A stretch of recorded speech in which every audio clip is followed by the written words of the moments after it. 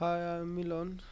আমরা এই লিসনে দেখব ফোল্ডার উইন্ডো সেটিং কিভাবে চেঞ্জ করা যায়। তো আমাদের এর জন্য মাই কম্পিউটার ওপেন করতে হবে। মাই কম্পিউটার ওপেন করার পর দেখুন এখানে অর্গানাইজ, ওকে অর্গানাইজে ক্লিক করুন।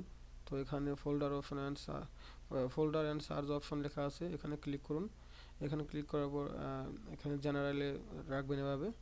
জেনারেল রাখার পর এখানে ব্রাউজ ফোল্ডার্স, এখানে ব্রাউজ ফোল্ডারে লেখা আছে open is folder in the same window. নিচে লেখা আছে open open is folder in it's window. তো আমরা যদি এখানে এভাবে রাখি, প্রথমটা রাখি open is folder in the same window. তো আমরা দেখুন এখানে আমরা যদি কোনো একটা কিছু এখানে ওপেন করি, তো এই উইন্ডোতেই এটা ওপেন হবে। তো আমরা যদি এখানে এটা যদি ফোল্ডার অপশন, এখানে যদি এখানে open is folder is it window, তো আমরা এখানে যদি ক্লিক করে যদি এখানে ওকে করে বের হয়ে যাই, তো আমরা যদি কোনো একটি ফোল্ডার ওপেন করি, তো আমাদের আরেকটি উইন্ডো দেখেন এসে পড়ছে সামনে।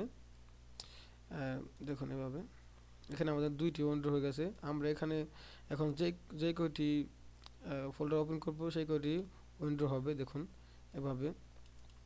এতে আমাদের একটু কাজ করতে একটু সুবিধা হয়। তো আমরা এভাবে উইন্ডো সেটিং করতে পারি, ফোল্ডার উইন্ডো সেটিং করতে পারি এভাবেই। Thank you.